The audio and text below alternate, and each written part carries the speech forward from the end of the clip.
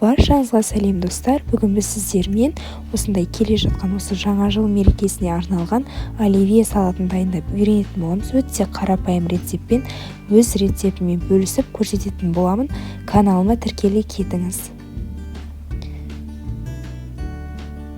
Бізге 4 жұмыртқа, 2 картоп, 1 сәбіз, осындай горох, майонез, тұз аздап и 2 тұздалған қияр және де 300 граммдай колбаса қажет болады. Кез келген өздеріңіз ұнатқан колбасаны алсаңыздар болады. Ең алдымен картошка жұмыртқаларымызды осылай суға салып, кастрөлімізге салып пісіріп алатын боламыз. Оған дейін колбасамызбен қиярымызды кубик несінде пішінінде әдемілеп турап алатын боламыз.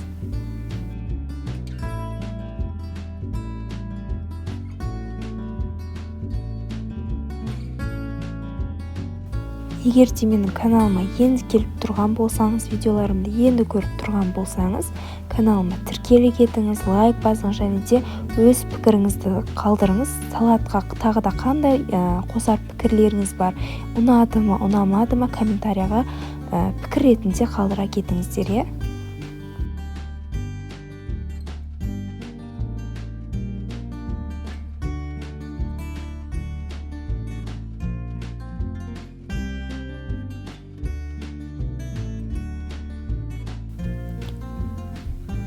Ендігі кезекте піскен осы жұмыртқаларымызды да көкөністерімізбен қосып, тура солай кубик пішінінде әдемілеп турап алатын боламыз.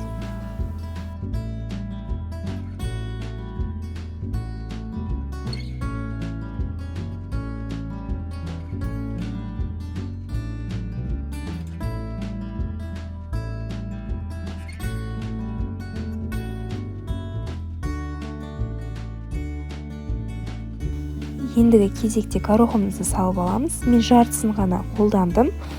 Өздеріңізге ұнайтындай болса, барлығын салуға да болады негізінде. Енді осы майонезімізді қосып, жақсылап араластырып аламыз. Аздаған тұз қосамыз. Салатымыз дайын.